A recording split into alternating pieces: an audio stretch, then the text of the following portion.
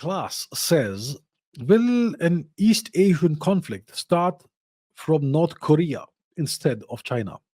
North Korea blew up its bridge with South Korea and they're sending soldiers to Russia. China could use North Korea like how Iran uses its proxies. Well, I think I imagine it would be pretty common knowledge that North Korea is a Chinese proxy. That I think is known, should be known to everyone. North Korea is not an independent sovereign nation.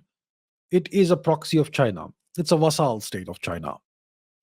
Just like South Korea is a vassal state of the US, just like Japan is under US occupation and a vassal state of the US. North Korea, you could not you I would not say it's under Chinese occupation, but it is very deeply beholden to China, and it depends on China for so many things. Without China, North Korea probably can't survive. North Korea has gone through tremendous hardships because of Western sanctions. They have faced starvation, they have faced all kinds of difficulties. There have been terrible humanitarian crises in North Korea, but they have resolutely stood firm, one could say. It's kind of like the Chinese terminology of the way the Chinese write and speak. But they have been supported by China. They have had this barter system with China, which has allowed them, enabled them to survive. And for China, North Korea is a very valuable asset in the region, in the Korean Peninsula region. It kind of offsets and balances out to some extent the US presence in the region.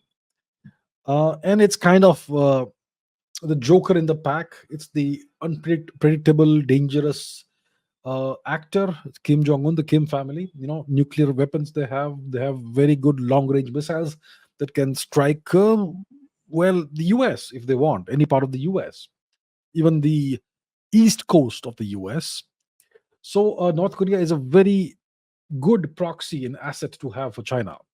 And you're right, there are tensions right now that are ongoing between North Korea and South Korea. I'm not sure if there's a conflict that's going to emerge from here.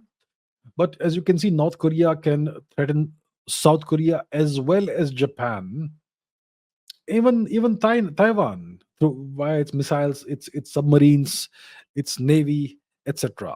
So North Korea has a reasonably good navy. They have a very large number of submarines, way more than India, and they have good missiles, long-range missiles, ICBMs, intercontinental ballistic missiles. So right now we are seeing tensions between North Korea and South Korea.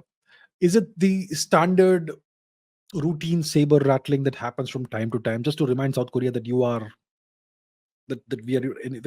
our enemy and you are under threat, or is it something else? One hears recently that Mr. Xi Jinping, President Xi, instructed his one of his missile regiments to be ready for war and all that. Once again, that could just be rhetoric. One doesn't know. Usually, if you're planning for war, you don't telegraph it to your adversaries in advance. You keep it quiet, and you always see warfare is all about deception, like Sun Tzu said. So when you're able, you should appear to be unable. When you're unable, you should appear to be able. When you're strong, you should appear to be weak, and vice versa. So this could be another set of deceptions. We don't know what's really happening. But the Korean Peninsula is one of the dangerous flashpoints in the world. There's a number of flashpoints right now. There's Ukraine region, the Ukraine war. That's a very dangerous flashpoint. The Korean Peninsula is a dangerous flashpoint. Taiwan is a flashpoint. India, Pakistan is a flashpoint. India, China is a flashpoint. These are some of the flashpoints in the world. And North Korea, South Korea is obviously an unresolved conflict. It's a state of Cold War, active Cold War, no ceasefire. So yeah, it's dangerous, and it's certainly a region that, if not managed properly, could potentially um, lead to some kind of warfare.